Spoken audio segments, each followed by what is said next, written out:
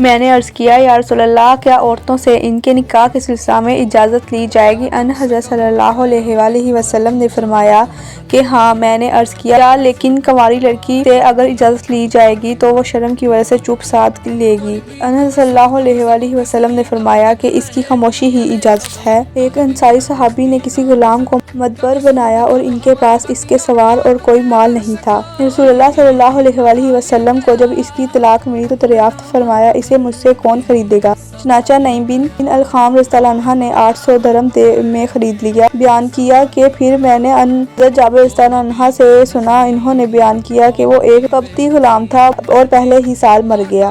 جب کوئی شخص زمانہ جاہلیت میں مر جاتا تو اس کے وراثت اس کی عورت کے حقدار بناتے۔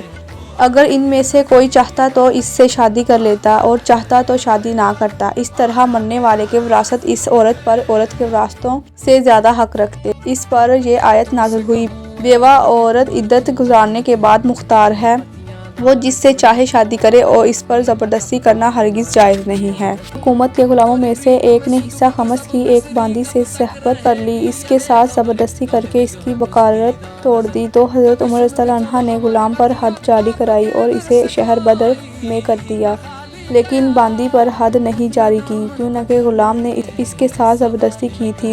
ظاہری نے ایسی کنواری باندی کے متعلق کہا جس کے ساتھ کسی آزاد نے ہم بستری کر لی ہو کہ حاکم کنواری باندی کے متعلق کی وجہ سے اس شخص کے اتنے دام بڑھ لے جتنے بکارت جاتے رہنے کی وجہ سے اس کے دام کم ہو گئے ہیں اور اس کو کوڑے بھی لگائے۔ اگر آزاد مرد سیبہ لونڈی سے زنا کرے تب خریدے۔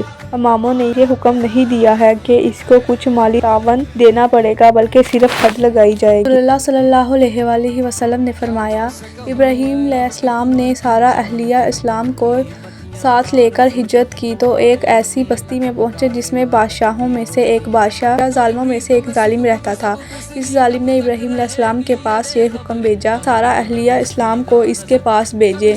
آپ نے سارا کو بھیج دیا۔ یہ وہ ظالم ان کے پاس آیا تو وہ وضو کر کے نماز پڑھ رہی تھی۔ انہوں نے دعا کی کہ اے اللہ، اگر میں تجھ پر اور تیرے رسول پر ایمان رکھتی ہوں تو مجھ پر کافر کو نہ مسلط کر۔ پھر ایسا ہوا کہ وہ کم بحث بادشاہ اچانک خراٹے لینے اور گر کر پاؤں ہلانے لگا۔ رسول اللہ صلی اللہ علیہ وآلہ وسلم نے فرمایا، مسلمان کا بھائی ہے، نہ اس پر ظلم کرے اور نہ اسے کسی ظالم کے سپرد کرے، اور جو شخص اپنے کسی بھائی کی ضرورت پوری کرنے میں لگا ہوگا اللہ تعالیٰ اس کی ضرورت اور حاجت پوری کرے گا۔ رسول اللہ صلی اللہ علیہ وآلہ وسلم نے فرمایا، اپنے بھائی کی مدد کرو خواہ وہ ظالم ہو یا مظلوم۔